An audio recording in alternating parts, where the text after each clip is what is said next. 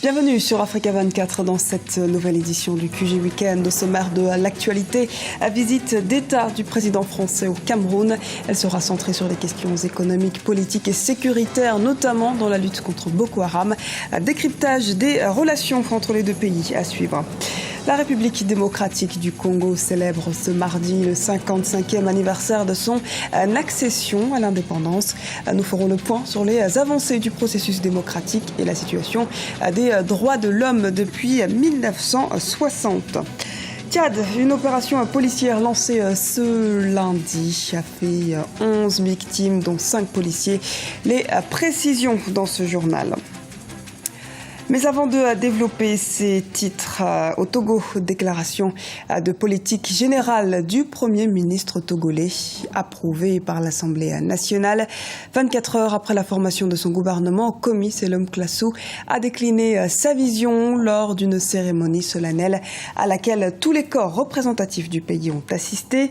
L'accent a notamment été mis dans les domaines de l'inclusion économique et sociale ainsi que la modernisation du Togo.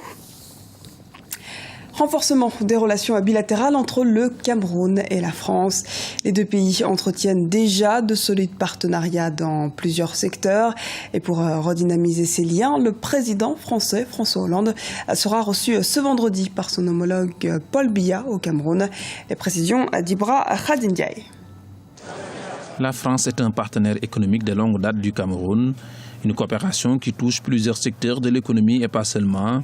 Toutefois, ces dernières années, la présence de plus en plus forte de la Chine sur le continent a changé la nature des relations entre le Cameroun et ses partenaires traditionnels. La France est un partenaire ancien pour tout ce qui concerne l'exploitation pétrolière sur le Cameroun, pour tout ce qui est l'assistance au niveau des transports. Pour les activités minières, la France a toujours été présente là-dessus.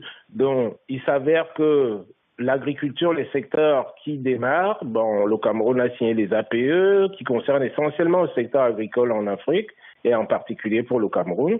Le Cameroun ayant signé ces APE-là, sur lesquels je suis un peu dubitatif dans la mesure où j'espère tout simplement qu'on n'ouvrirait pas nos marchés pour que ça devienne, des exutoires agricoles des pays occidentaux.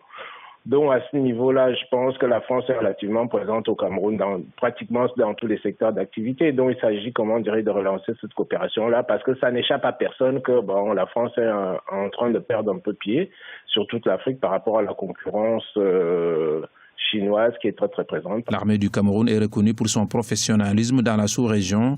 Elle mène avec la coalition contre Boko Haram un combat sans précédent. Le Cameroun est lié par plusieurs coopérations de défense avec la France dans la lutte contre le terrorisme et pas seulement. C'est une coopération qui est technique, c'est-à-dire au niveau des équipements militaires.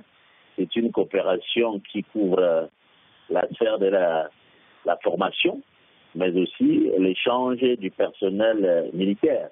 Donc, c'est une coopération qui est sanctionnée par des accords de défense. Donc, comme vous savez, une partie est publique et une autre partie secrète. Mais on peut dire que c'est deux pays alliés du point de vue de la défense. Cette alliance, on l'a vu dans la guerre de Bakassi. Pour renforcer ces liens de coopération entre la France et le Cameroun, le président français François Hollande sera en visite officielle au Cameroun ce vendredi 3 juillet. Il sera reçu par son homologue camerounais, le chef de l'État, Paul Biya. Avant son étape au Cameroun ce vendredi 3 juillet, il est attendu au Bénin et en Angola les 1er et 2 juillet 2015.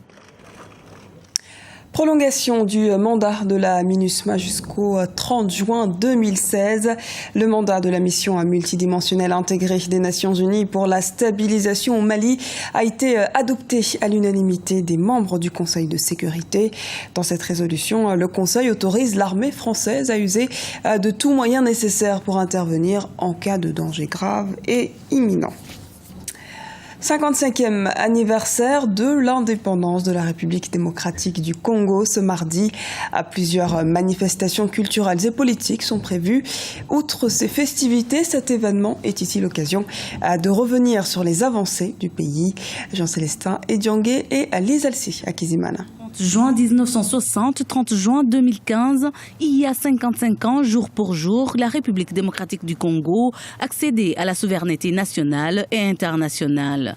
Le pays situé dans la région des Grands Lacs couvre quelques 2 245 000 km² de superficie pour un peu plus de 70 millions d'habitants, ce qui en fait le plus vaste espace francophone à l'échelle mondiale, disposant par ailleurs des ressources naturelles incontestables, mais qui ne participent pas toujours au bien-être des populations. La situation en général s'est dégradée. Le peu de salaire qui existe ne représente rien.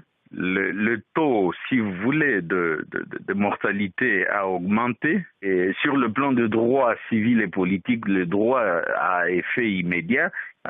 55 ans après, c'est pratiquement une situation difficile, exacerbée en matière de droits de l'homme. Le pays a enregistré une croissance économique de plus de 8% en 2014, du fait notamment du dynamisme des industries extractives et manufacturières, de l'agriculture, du commerce et une inflation maîtrisée à 1,2%. Reste que ces bons chiffres tardent à accompagner le climat politique du pays. Sans démocratie, il n'y a pas de développement. Donc il faut toujours avoir une démocratie et avoir donc un pouvoir de contrôle. En contrepoids, l'opposition a tout son rôle à jouer dans une démocratie et sans l'opposition, vous n'avez pas de contrôle. Et c'est comme ça qu'on assiste aujourd'hui, par exemple, où on voit au plus haut sommet de l'État une plainte qui a été déposée, et d'après ce que j'ai comme information, une plainte qui a été déposée même contre les gouverneurs de province. Donc vous voyez à quel niveau est-ce que le problème peut se présenter. On comprend directement qu'il y a un problème de dysfonctionnement, un problème des structures de justice qui ne fonctionnent pas tout à fait correctement. Les évêques catholiques viennent de demander une modification du calendrier électoral. Le calendrier fixé par la CENI prévoit une série de scrutins, dont les élections locales au mois d'octobre 2015 et une dernière échéance, la présidentielle, au mois de novembre 2016. Plus de 4000 victimes seront parties civiles au procès de l'ex-président tchadien Hissène Habré, prévu à partir du 20 juillet à Dakar, au Sénégal. Les chambres africaines extraordinaires, le tribunal spécial qui jugera l'ex-chef de l'État tchadien, a aussi prévu de faire comparaître 100 témoins.